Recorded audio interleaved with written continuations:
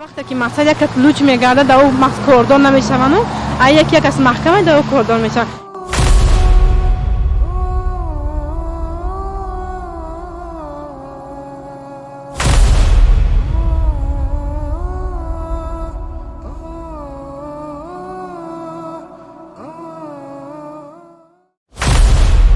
یک بار ما ندیدیم حکومت تاجیکستان که در دوشنبه رید بگذراند برای کسانی که برای زنهایی که لباس روس و لباس امریکایی و لباس اروپایی میپوشند. شما ملت مسلمان در جای دیدید، در فیلم تماشا کردید که حکومت تاجیکستان برای زنهایی که لباس امریکایی و لباس اروپایی میپوشند اونها را مورد سرزنش قرار داده باشند، اونها را به محکمه برده باشند، اونها را جریمه کرده باشند.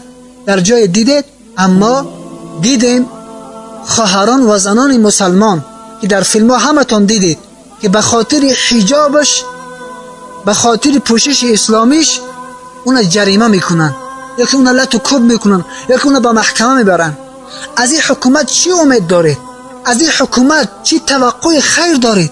وقتی که حکومتی که به دین شما رحم نکند، به دین شما ارزش قائل نباشد، احترام دین شما را و احترام قرآن نکند، چگونه ای برای شما دنیای شما را آباد میکند؟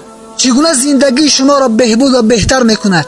وقتی که به دین شما ارزش قائل نیست، وقتی که به قانون قرآن ارزش قائل نیست، شرم نکرده قانون قرآن را، لباس اسلامی را لباس بیگانگان میخوانند و ارزش قائل نمیشوند با گفته الله و رسول، چگونه دنیای شما را آباد میکنن؟ اونایی که حجاب به سر میکنن بعضن و میکنن، پیش از همه این بیسوادی بی‌معرفتی هست. سوادی کافی ندارن اونا و هم گمراه گشتگان. گفته الله و رسول چگونه دنیای شما را آباد میکنن؟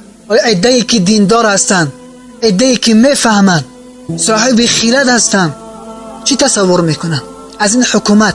چی اندیشه ها میکنن؟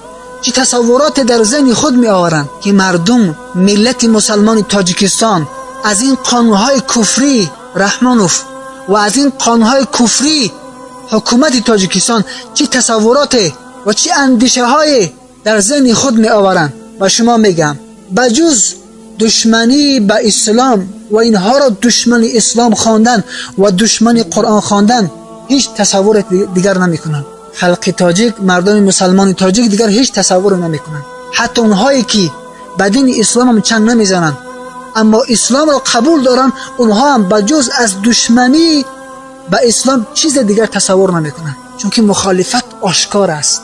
قبلا مخالفت های حکومت آنقدر آشکارا نبود که حتی مردم عوام، مردمی که چیزی را نمیفهمند، اونها هم متوجه شوند.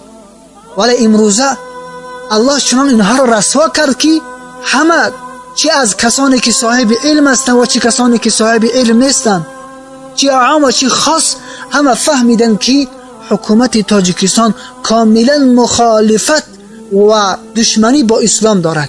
و انشاءالله از الله سبحانه و تعالی امید داریم که و امید باید داشته باشیم که انشاءالله نصرت اسلام نزدیک است. انشاءالله نصرت اسلام در جهان و خصوص در تاجیکستان نزدیک است، زیرا اینها با دستان خود را هلاک دارند، دیگر زمینه ها را برای مردم مسلمان فراهم دارند.